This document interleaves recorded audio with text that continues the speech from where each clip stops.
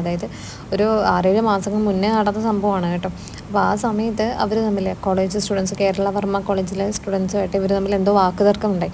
അതിനുശേഷം അവരെ എന്തിനാണ് എന്ന് ക്ലിയർ ആയിട്ട് അതിൽ പറയുന്നില്ല. ഈ ബൈക്ക് എടുത്തിട്ട് രണ്ടുപേരും അവിടെ നിന്ന് പോകുന്നുണ്ട്. അപ്പോൾ അവരെ കൊല്ലാൻ വേണ്ടി കൊല്ലടാന്നും പറഞ്ഞുകൊണ്ടാണ് പുറകെ കാർ എടുത്തുകൊണ്ട് ഈ മണവാളൻ എന്ന് പറയുന്ന ആളും മറ്റ് പ്രതികളും എല്ലാം കൂടെ ചേർന്ന് ഇവരെ പിന്തുടർന്ന് പോകുന്നു. അപ്പോൾ ബൈക്ക് വെട്ടിച്ചിട്ട് അവർ വീണ് അവർക്ക് ഇങ്ങനെ സംഭവിക്കുന്നു, മുറിവുകളും ഒടിവുകളൊക്കെ സംഭവിക്കുന്നുണ്ട്.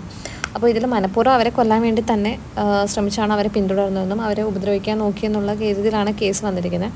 അപ്പം മണവാളൻ ഒഴിച്ച് ബാക്കി 10 പ്രതികൾ കൂടിയുണ്ട്. മൊത്തം 10 പ്രതികളാണ് ഈ കേസിലുള്ളത്. അപ്പം അവരൊക്കെ കീഴടങ്ങിയിട്ടുണ്ടെന്നാണ് അറിയാൻ കഴിഞ്ഞിരിക്കുന്നത്. പക്ഷേ മണവാളൻ എന്നറിയപ്പെടുന്ന മുഹമ്മദ് ഷഹീൻ ഷാ, അയാൾ മാത്രം ഇതുവരെ കീഴടങ്ങാത്തതുകൊണ്ടാണ് ഈ മാസങ്ങൾക്കിപ്പുറം ഇപ്പോൾ അയാൾക്കെതിരെ ലുക്കൗട്ട് നോട്ടീസ് പുറപ്പെടുവിച്ചിരിക്കുന്നത്. അപ്പോൾ ഈ സംഭവം ഇങ്ങനെയൊക്കെയാണ്. അപ്പോൾ മണവാളൻ എന്ന് പറഞ്ഞ യൂട്യൂബ് ചാനൽ നമുക്കറിയാം ഏകദേശം 1 മില്യണിനേക്കാളും കൂടുതൽ സബ്സ്ക്രൈബേഴ്സുള്ള അത്യാവശ്യം ആൾക്കാരൊക്കെ കണ്ടുകൊണ്ടിരിക്കുന്ന ഒരു യൂട്യൂബ് ചാനലാണ്. അത്യാവശ്യം നല്ലൊരു ഇൻഫ്ലുവൻസറാണ് പുള്ളിക്കാരൻ.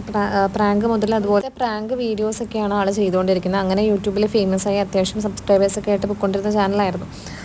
ഇപ്പോൾ ഇങ്ങനെ ഒരു ന്യൂസ്, അതായത് ഇപ്പോൾ യൂട്യൂബ് ചാനൽ നടത്തുന്ന ഒരാൾക്കെതിരെ വന്ന ഗുരുതരമായ ഒരു ആരോപണം അല്ലെങ്കിൽ ഗുരുതരമായ ഒരു കേസ് തന്നെയാണ്. അപ്പം ഇത് ഇത്രയും വഷളാവാനുള്ള കാരണം എന്ന് പറയുന്നത് ആൾ കീഴടങ്ങാത്തത് തന്നെയാണ്. ഇത്രയും മാസങ്ങളായിട്ട് ആൾ കീഴടങ്ങും അല്ലെങ്കിൽ ഈ കേസിന് വേണ്ടിയുള്ള ഫോളോ അപ്പ് ഒന്നും ചെയ്തിട്ടില്ലെന്നാണ് അറിയാൻ സാധിച്ചത്. അതുകൊണ്ട് തന്നെയാണ് ഇത്രയും ഭയങ്കരമായിട്ട് പോലീസ് അതിനെതിരെ ലുക്കൗട്ട് നോട്ടീസൊക്കെ പുറത്തിറക്കിയിരിക്കുന്നത്. അപ്പോൾ ഈ സംഭവത്തിൽ എന്തായാലും ആളുടെ ഭാഗത്ത് തെറ്റ് സംഭവിച്ചിട്ടുണ്ടാവാം, തീർച്ചയായും ഉണ്ടാവും. കാരണം ഈ പറഞ്ഞ FIR പ്രകാരം നമുക്ക് മനസ്സിലാവുന്നത് അവരെ കൊല്ലാൻ വേണ്ടി തന്നെ അവരുടെ പുറകെ പിന്തുടർന്ന് അവരെ ആക്രമിക്കാൻ ചെന്നിട്ടുണ്ടെന്ന് തന്നെയാണ്. ഈ ആക്രമിക്കപ്പെട്ട ആൾക്കാരുടെ ഭാഗത്തും തെറ്റുണ്ടാവാം, അത് നമുക്കറിയില്ല. അവിടെ എന്താ സംഭവിച്ചത്, അവിടെ 2 കൂട്ടരും തമ്മിൽ അടി ഉണ്ടായിട്ടുണ്ടെന്ന് മാത്രമേ മനസ്സിലാവുന്നുള്ളൂ.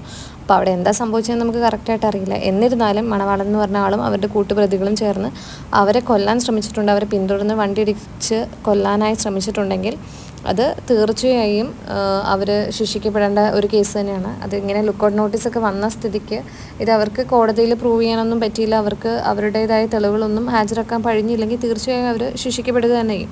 അപ്പോൾ ഇങ്ങനെയൊരു ന്യൂസൊക്കെ മീഡിയയിൽ വന്നതിന് ശേഷം മണവാളൻ ഇൻസ്റ്റയിലൂടെ ഒരു പോസ്റ്റ് ഇട്ടിട്ടുണ്ടായിരുന്നു. ഈ coin has 2 sides, I will show you the other side, the explanation video is loading. അതാണ് മണവാളനെ കണ്ടവരുണ്ടോ എന്നും പറഞ്ഞൊരു ഹെഡിങ്ങോട് കൂടിയാണ് ഇട്ടേക്കുന്നത്. അതായത് ഒരു കോയിന് 2 സൈഡ് ഉണ്ടാവും. അപ്പോൾ എൻ്റെ സൈഡ് വേറെ എക്സ്പ്ലനേഷൻ വീഡിയോ വരുന്നുണ്ടെന്നാണ് മണവാളൻ പറയുന്നത്. അതാണെങ്കിലും മണവാളൻ്റെ സൈഡിലുള്ള എക്സ്പ്ലനേഷൻ വീഡിയോ ഒക്കെ വരട്ടെ അല്ലേ. അപ്പം എക്സ്പ്ലനേഷൻ വീഡിയോ ഒക്കെ കൊള്ളാം, അത് യൂട്യൂബിലിടാം. യൂട്യൂബ് ചാനൽസ് സബ്സ്ക്രൈബേഴ്സ് നാട്ടുകാർക്കൊക്കെ ബോധ്യപ്പെടും.